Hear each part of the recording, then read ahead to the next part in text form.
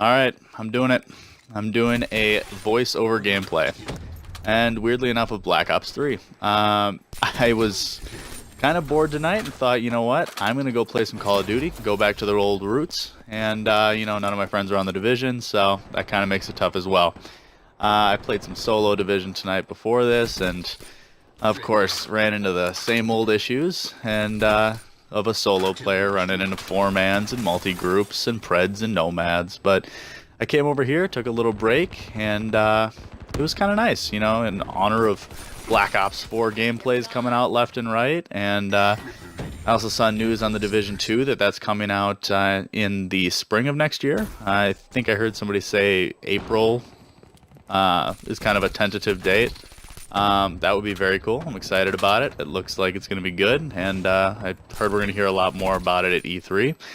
As for Black Ops 4, though, because that's kind of what I wanted to talk about, is I was watching all these gameplays of all of these Call of Duty YouTubers and other gamers that are going and getting all this early gameplay, and they're all talking about the same quote-unquote issues. They don't like that there's no passive healing anymore, which, if you don't play much Call of Duty, it's you'll see, I'm sure, when I get shot in this clip at some point, that my health comes back, and that's that whole regen that you get. Well, they're getting rid of that in substitution for essentially medkits for us Division players.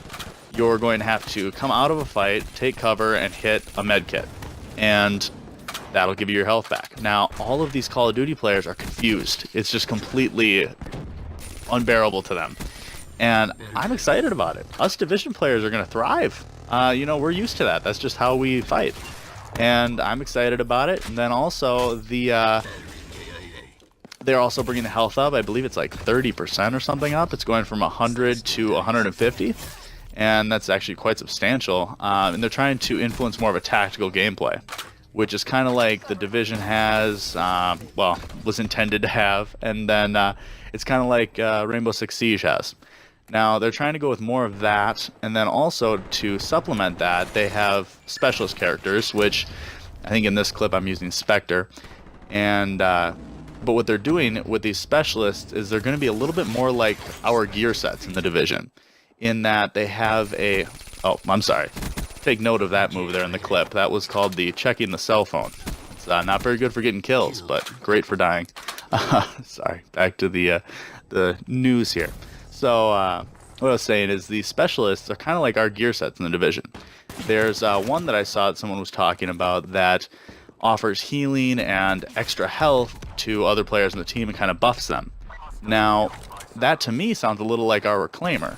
And it's interesting because they're also making it because in Black Ops 3 you could have tons of different specialists and have multiple of them on the team.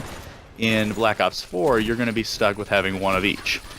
Now, that's cool. I think Siege has that, but it's going to be very interesting. I'm excited about it. I think us Division players are going to thrive. We're going to have kind of are used to having complementing builds, and we're going to go into that and have complementing builds again. And then also we're going to be able to use medkits when these Call of Duty players are going to be quite confused on how to get their health back.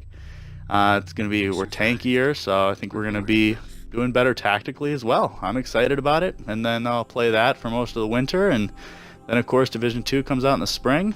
It's going to be a great year for gaming.